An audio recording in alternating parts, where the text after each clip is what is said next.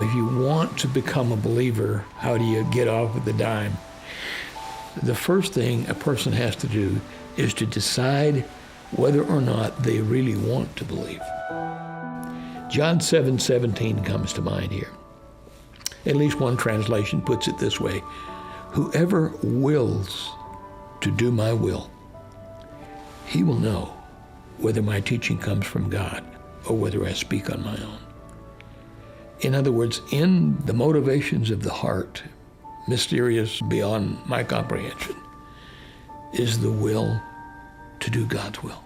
The will to be a person of integrity and wholeness and faith and servanthood and, taking up a cross and denying self. Whoever wills that, really wills it, they'll come to know. Now then, of course, once we make that decision, what do? We go where faith is, meaning we put ourselves in contexts where faith can flourish. If you want to grow roses, you probably won't buy an acreage at the North Pole. You go where people of extraordinary belief are, and you will try to find out more about faith. Obviously, if you want to be a believer and you're not part of a healthy church, get into one. And I'm not trying to suggest that you won't find problems in churches. I've been around churches long enough that I doubt very many people can tell me trash on the church that I haven't experienced, because the church is made up of us, we sinful, struggling people. But at the same time, that's where the strongest believers are. And I tell people to, suck up close to real strong believers and leech on them and feed off of them like a parasite. Find out how they tick, how they live, how they deal with all these things. Go where faith is. Once we go where faith is, then another choice is to put faith-building material in our minds. We have to make a choice, because most people don't believe this until they really examine it. But we can choose what we think. We say, oh man, something just popped into my mind. I couldn't keep myself from thinking so-and-so. Yes, you could. Not maybe immediately, but we think the thoughts we feed in our heads. So we can choose to feed our minds garbage, or we can choose to feed our minds faith-building material.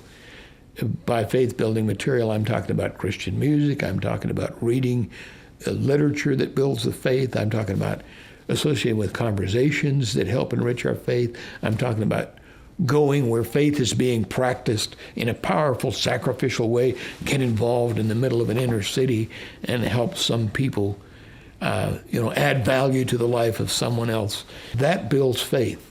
It puts it in our mind. But then, just choosing to put faith-building material in your mind, you can choose to believe in something that's not worth believing in, too. In other words, clarify the object of your faith. I'm a Canadian, and we Canadians are experts on very little, but we know about ice. We've got that down cold. We know that there are two kinds. There's thick ice and there's thin ice. And you can have very little faith in thick ice and be saved by faith. And you can have a whole lot of faith in thin ice and drown by faith. The thick ice is the object that's worth believing in. And, at least I'm persuaded that belief in the God of Abraham, Isaac, and Jacob, the creator of the world, and in Jesus Christ as his Son, come into the world as our Messiah, our Savior, that all the examination we can do, this is an object of faith that's worth believing in. I've clarified my object a lot, and I know that there's nothing else out there that's worth believing in.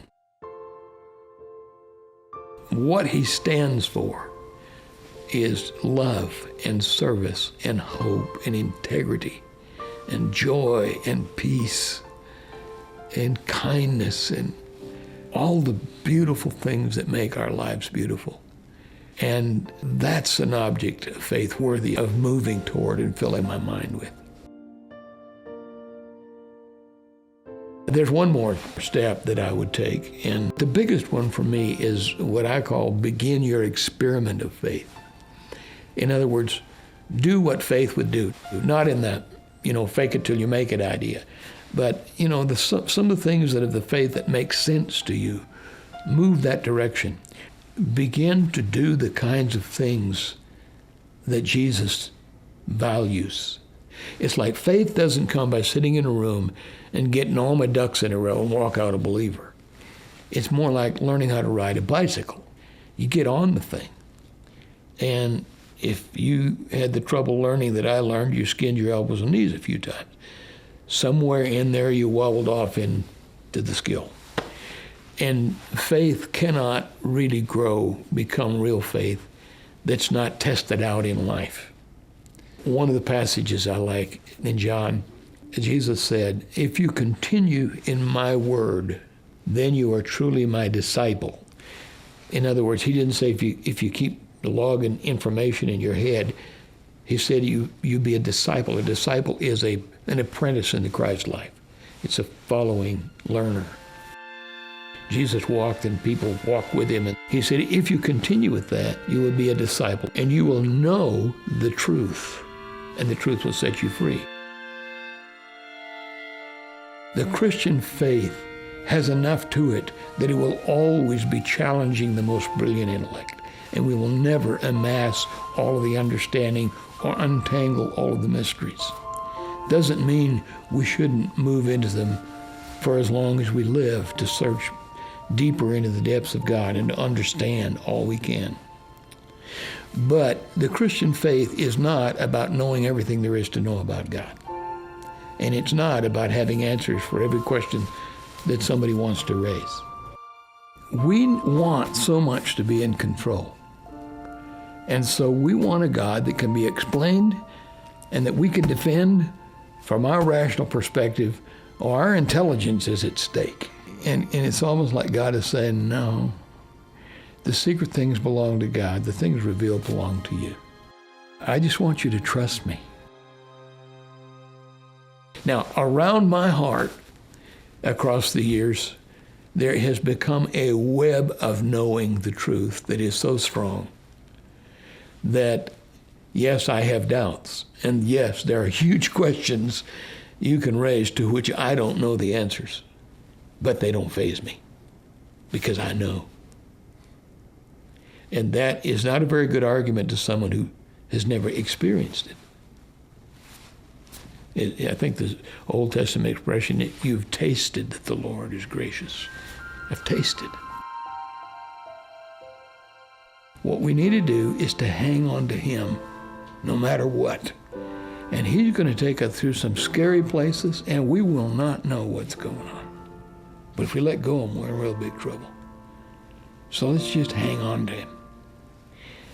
And I remember there's an old song we used to sing, my Lord knows the way through the wilderness.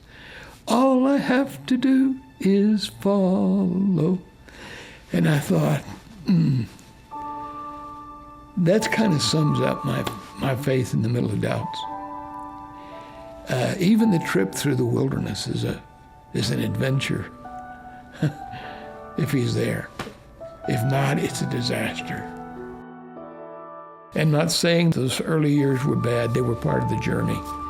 And that's why I wouldn't want someone to give up back there. And, or anyone is at the place in the journey where I am now to think they have arrived.